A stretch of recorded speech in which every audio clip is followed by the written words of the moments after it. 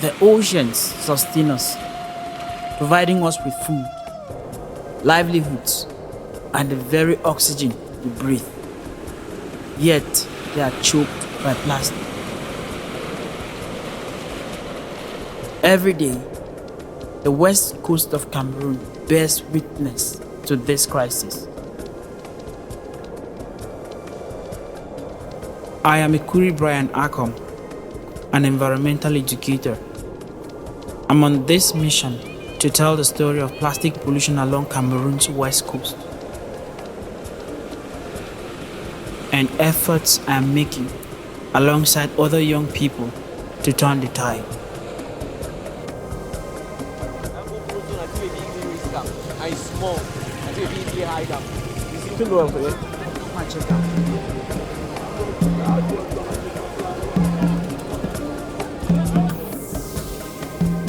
My journey began in 2018 with a simple question from my teacher. What are you doing to protect the ocean? That moment ignited a fire within me. I went home feeling restless, thinking about how to get involved. Apart from films and documentaries, I had never seen the ocean. I embarked on a field trip along the west coast of Cameroon. It was my first encounter with the vast beauty of the sea, but I was disheartened to find the beach littered with plastic.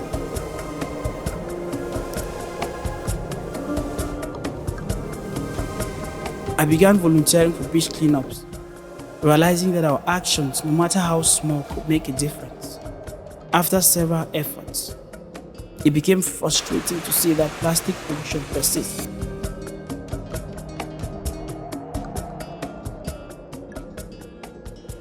Back then, I thought the waste on the beach was dumped by coastal communities. It was when I started observing the waste management situation in our towns that I understood how serious the problem is. Cameroon is characterized by four main watersheds: Adamawa Plateau, Mandara Mountains, Western Highlands, and Gwimbiri Mountains in the southern low plateau. Majority of rivers from these watersheds drain into the Atlantic Ocean. Cameroon generates about 600,000 tons of plastic yearly. Unfortunately, this waste is managed by one company. Many rural municipalities lack waste management services, while urban areas generate waste that exceeds the company's capacity to manage it. Residents face a significant challenge in managing waste, often having to walk long distances to reach disposal points. As a result, many resort to dumping waste into streams, rivers and gullies, and even on sidewalks. This situation becomes unbearable during the rainy season, turning our streets into rivers of plastic and debris. The sight is distressing. Families are forced to navigate through this mess, impacting their health and daily lives. This cycle of neglect not only harms the environment, but also diminishes the quality of life for communities. Local fishing practices contribute to the problem. Abandoned fishing gear is found on our beaches. Most of it is lost in the ocean by fishers and brought to the beach by the waves, along with entangled fish, crabs, and shrimps.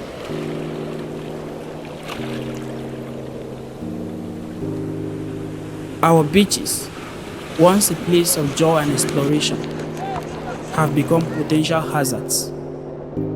Most of our beaches look like dump sites for plastic. The presence of plastic waste not only threatens marine life, but also endangers the health of communities who live side by side plastic waste. Children in these communities often play along the shores. This interaction poses significant health risks. This community was one of the most affected by the 2022 cholera outbreak.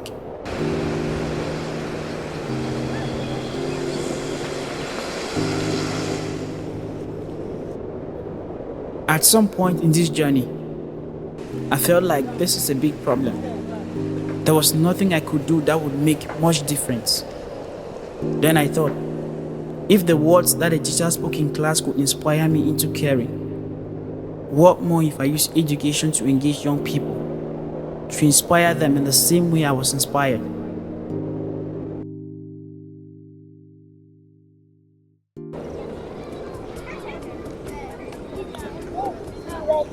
If they grow up knowing how beautiful and important our oceans are, and how our actions are seriously killing them, this will create the next generation of ocean advocates.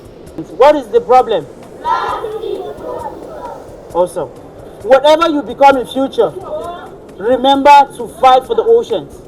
Remember to do something to save our oceans, because our oceans are dying and we can't afford to lose them, because every second breath that we take comes from the ocean. So I want one person to tell me what he or she can do to save our oceans. Don't throw plastic waste. In whatever way possible, I try to pass the message across to young people. I believe somehow someone here will be inspired to become an artist, marine biologist, and generally become someone who cares about the ocean. With my team of artists, I am able to curate murals that inspire and educate. These murals are more than just art. They're a message. They celebrate the beauty and diversity of our oceans, while reminding us of what is at stake. I feel fulfilled by seeing how curious they are to know about the ocean. The smiles on their faces, the excitement. This is a sign that the future of our oceans will be in good hands.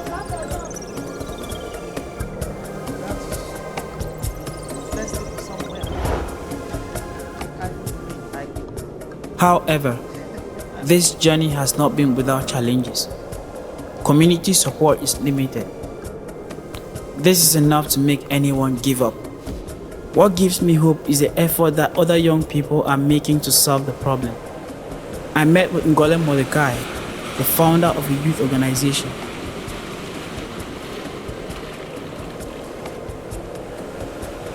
He is working to solve plastic pollution by organizing cleanups, creating a network of waste pickers, and connecting them to buyers. Just like any other young person striving to make impact, his journey has not been without hurdles. We have a problem of plastic ban.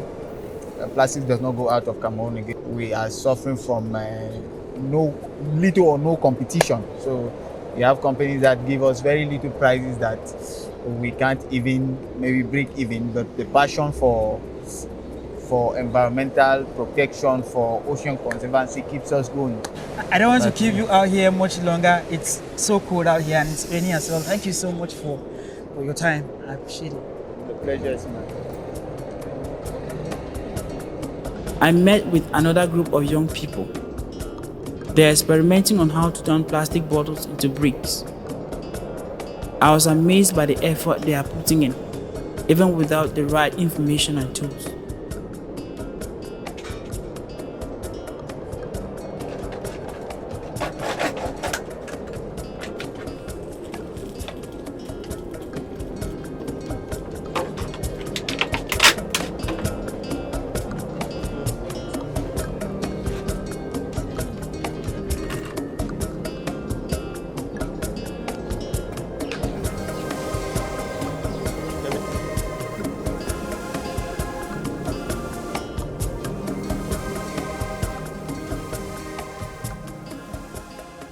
Simon, I admire your curiosity and the energy that you're putting into all this. However, I would advise that you prioritize your safety and take safety precautions. You should have a carbon filter gas mask to avoid future complications or health problems. Okay. How about that? That would be great. So I think you should halt recycling right now until when you have all those materials ready. Okay, no problem. Thank you, Sam. Thank you very much. Their leader, Simon, takes me to one of the streams he intends to start intercepting plastic waste from. Tigo is one of the municipalities in Cameroon that relies on the local council for waste management.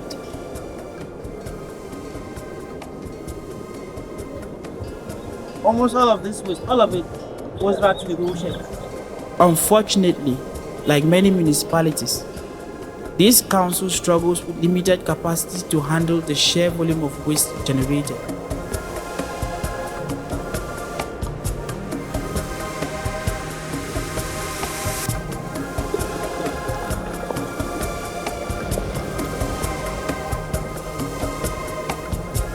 My God.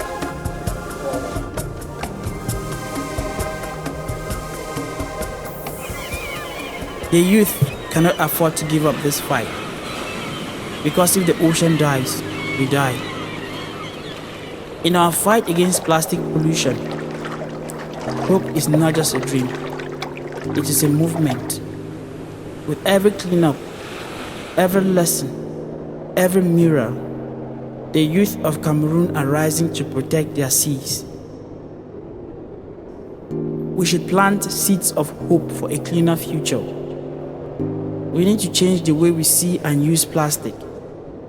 Reduce the use of single-use plastics. Participate in cleanup efforts and avoid dumping waste into gullies, streams and rivers. Even if you live far from the beach or ocean, trash can still be carried by streams and rivers back to sea. Raise awareness in your school, your home, your neighborhood and community. Whether you be school pikin, fisherman, you dey sell for market or you dey work for council or government, this fight na for all we. Make we no throw away dirty for gutter, street or water again. Make all we change the way we dey behave with dirty. Make we reduce for buy plastic wey na for one time use. Na so we fit help our Big Wata